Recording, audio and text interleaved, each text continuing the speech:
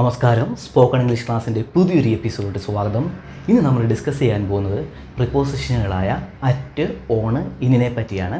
അതുപോലെ തന്നെ ഇന്ന് നമ്മൾ ഡിസ്കസ് ചെയ്യുന്നത് അറ്റ്, ഓണ്, ഇന്നിൻ്റെ ടൈമിനെ റെഫർ ചെയ്തിട്ടുള്ള സെൻറ്റൻസുകളാണ് നമ്മൾ ഇന്നത്തെ ക്ലാസ്സിൽ ഡിസ്കസ് ചെയ്യാൻ പോകുന്നത്. തൊട്ട് പ്രീവിയസ് ക്ലാസ്സിൽ നമ്മൾ ഡിസ്കസ് ചെയ്തത് അറ്റ്, ഓണ്, ഇന്നിൻ്റെ പ്ലേസിനെ റെഫർ ചെയ്തിട്ടുള്ള സെൻറ്റൻസുകളായിരുന്നു നമ്മൾ തൊട്ട് പ്രീവിയസ് ക്ലാസ്സിൽ ഡിസ്കസ് ചെയ്തിരുന്നത്. അത് കാണാത്തോ തീർച്ചയായിട്ടും കാണുക. ഇന്നത്തെ ക്ലാസ്സിൽ അറ്റ്, ഓണ്, ഇന്നിൻ്റെ ടൈമിനെ റെഫർ ചെയ്തിട്ടുള്ള സെൻറ്റൻസുകളാണ് നമ്മൾ നോക്കാൻ പോകുന്നത്. അപ്പോൾ നമുക്ക് ഡയറക്റ്റ് ഇന്നത്തെ ക്ലാസ്സിലോട്ട് കയറാം. അപ്പോൾ അറ്റ്, ഓണ്, ഇൻ. ആദ്യം നമുക്ക് അറ്റിൽ നിന്ന് തുടങ്ങാം. അറ്റ് നമ്മൾ യൂസ് ചെയ്യുന്നത് ഒരു സ്പെസിഫിക് ആയിട്ടുള്ള ടൈമിനെ സൂചിപ്പിക്കാനായിട്ടാണ്, അല്ലെങ്കിൽ ഒരു എക്സാക്റ്റ് ആയിട്ടുള്ള ടൈമിനെ സൂചിപ്പിക്കാൻ വേണ്ടിയിട്ടാണ് നമ്മൾ അറ്റ് സെൻറ്റൻസുകൾ ചേർക്കുന്നത്. അപ്പോൾ ഇന്നത്തെ ക്ലാസ് ഓർത്തിരിക്കുക, നമ്മൾ ടൈമിനെ റെഫർ ചെയ്ത് മാത്രമേ നമ്മൾ സംസാരിക്കുന്നുള്ളൂ, അത് ഓർത്തിരിക്കുക. അപ്പോൾ സ്പെസിഫിക് ആയിട്ടുള്ള ടൈമിനെ, എക്സാക്റ്റ് ആയിട്ടുള്ള ടൈമിനെ സൂചിപ്പിക്കാൻ വേണ്ടിയിട്ടാണ് നമ്മൾ അറ്റ് സെൻറ്റൻസുകളിൽ ചേർക്കുന്നത്. അതാണ് ഞാൻ ജസ്റ്റ് അവിടെ എഴുതിയിരിക്കുന്നത്. അറ്റ് 5 o'clock, അതേപോലെ തന്നെ അറ്റ് 12:30, അതേപോലെ തന്നെ അറ്റ് മിഡ് നൈറ്റ് എന്നിങ്ങനെ സ്പെസിഫിക് ആയിട്ടുള്ള ടൈമുകളെ സൂചിപ്പിക്കാൻ വേണ്ടിയിട്ടാണ് നമ്മൾ അറ്റ് സെൻറ്റൻസുകളിൽ ചേർക്കുന്നത്. അപ്പോൾ അത് ഓർത്ത് വെച്ചിരിക്കുക. അത് മനസ്സിലായെന്ന് വിചാരിക്കുന്നു. അടുത്തത് ഓണിലോട്ട് നമുക്ക് പോകാം. ഓൺ നമ്മൾ യൂസ് ചെയ്യുന്നത് കുറച്ചുകൂടെ വൈഡറായിട്ടുള്ള ടൈമിനെ നമ്മൾ സൂചിപ്പിക്കാൻ വേണ്ടിയിട്ടാണ്. അതായത് ഒരു ദിവസത്തെ സൂചിപ്പിക്കാനായിട്ടും അതേപോലെ തന്നെ ഒരു ഡേറ്റിനെ സൂചിപ്പിക്കാനും വേണ്ടിയിട്ടാണ് നമ്മൾ സെൻറ്റൻസുകളിൽ ചേർക്കുന്നത്. അതിൻ്റെ എക്സാമ്പിളാണ് അവിടെ എഴുതിയിരിക്കുന്നത്.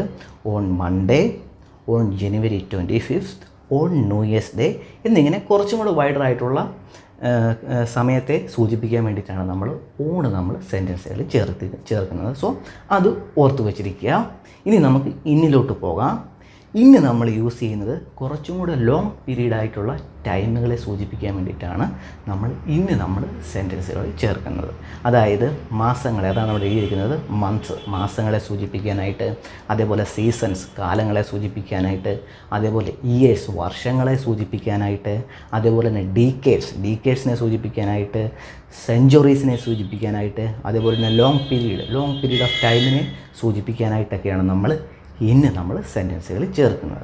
അതിന് ജസ്റ്റ് എക്സാമ്പിളാണ് ഞാൻ തൊട്ടപ്പുറത്ത് എഴുതിയിരിക്കുന്നത്. ഇൻ ജൂലൈ ഒരു മാസത്തെ നമ്മൾ പറയാനായിട്ട്, അതേപോലെ ഇൻ ദ സമ്മർ അല്ലെങ്കിൽ ഇൻ സമ്മർ എന്ന് നമ്മൾ പറയാറുണ്ട്. അതേപോലെ തന്നെ ഇൻ 2005 എന്ന് 2005 എന്ന് നമ്മൾ പറയാറുണ്ട്. അതേപോലെ ഇൻ ദ 1960s എന്നിങ്ങനെ പറയാൻ വേണ്ടിയിട്ട്, അതേപോലെ തന്നെ ഇൻ ദ 1800s അങ്ങനെ പറയാൻ വേണ്ടിയിട്ട്. 1800 എന്ന് പറയുമ്പോൾ ഒരുപാട് വർഷങ്ങൾക്ക് മുമ്പുള്ള സമയമാണ്. ഇൻ ദ 1800s, അതേപോലെ തന്നെ ഇൻ ദ പാസ്റ്റ്, അതൊരു ലോങ് പീരീഡ് ഓഫ് ടൈമാണ്. അതേപോലെ തന്നെ ഇൻ ദ ഫ്യൂച്ചർ എന്നിങ്ങനെയൊക്കെ പറയാൻ വേണ്ടിയിട്ടാണ് അതായത് ഒരു ലോങ് പീരീഡ് ഓഫ് ടൈമിനെ കാണിക്കാൻ വേണ്ടിയിട്ടാണ് നമ്മൾ സെൻറ്റൻസുകളിൽ ചേർക്കുന്നത്. അപ്പോൾ ഇതിനെ പറ്റി ഒരു ഐഡിയ കിട്ടിയെന്ന് വിചാരിക്കുന്നു. ഇനി നമുക്ക് ഡയറക്റ്റ് എക്സാമ്പിൾ സെൻറ്റൻസിലോട്ട് പോകാം. ആ എക്സാമ്പിൾ സെൻറ്റൻസുകൾ നിങ്ങൾ തന്നെ പൂരിപ്പിക്കണം. നമുക്ക് പോകാം. ജസ്റ്റ് നമുക്ക് നോക്കാം. അതിൻ്റെ സ്ലൈഡാണ് അവിടെ കാണിച്ചിരിക്കുന്നത്. നമുക്ക് ഒന്നാമത്തെ എക്സാമ്പിൾ സെൻറ്റൻസിൽ നോക്കാം. ബ്ലാങ്ക് 6 o'clock എന്താണ് അവിടെ പൂരിപ്പിക്കേണ്ടത്? നിങ്ങൾ തന്നെ പറയും. അതൊരു എക്സാക്റ്റ് ടൈമാണ്. 6 മണി എക്സാക്റ്റ് ടൈമാണ് അവിടെ പറഞ്ഞിരിക്കുന്നത്. എന്താണ് നമ്മളിവിടെ ചേർക്കേണ്ടത്? എക്സാക്റ്റ് ടൈമിന് നമ്മൾ എന്താ ചൂസ് ചെയ്യുന്നത്? നിങ്ങൾ തന്നെ പറയും. എന്താണ് ഏത് പ്രിപ്പോസിഷനാണ് നമ്മൾ യൂസ് ചെയ്യുന്നത്? അറ്റാണ് നമ്മൾ യൂസ് ചെയ്യുന്നത്. അറ്റ് 6 o'clock എന്ന് വേണം നമ്മൾ പറയുവാൻ. അപ്പോൾ അത് പിടികിട്ടിയെന്ന് വിചാരിക്കുന്നു. അടുത്ത സെൻറ്റൻസിലോട്ട് പോകാം. ബ്ലാങ്ക് സൺഡേ എന്താണ് പൂരിപ്പിക്കേണ്ടത്? സൺഡേ എന്ന് പറയുന്നത് ഒരു ദിവസത്തെയാണ് സൂചിപ്പിക്കുന്നത്. അപ്പോൾ നമ്മൾ എന്താണ് അവിടെ പറയേണ്ടത്? നിങ്ങൾ തന്നെ പറയും. ഓൺ സൺഡേ എന്ന് വേണം പറയാം. ഒരു ദിവസത്തെയും ഒരു ഡേറ്റിനെയും സൂചിപ്പിക്കാൻ വേണ്ടിയിട്ട് നമ്മൾ എന്താ യൂസ് ചെയ്യുന്നത്?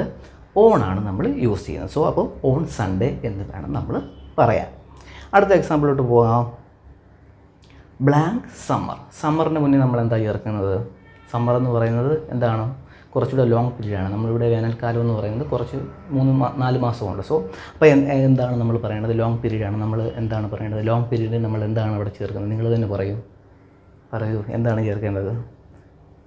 ലോങ് പീരീഡ് നമ്മൾ ചേർക്കുന്നത് ഇന്നാണ് നമ്മൾ ചേർക്കുന്നത്. അപ്പോൾ ഇൻ സമ്മർ എന്ന് വേണം നമ്മൾ പറയാൻ വേണ്ടിയിട്ട്.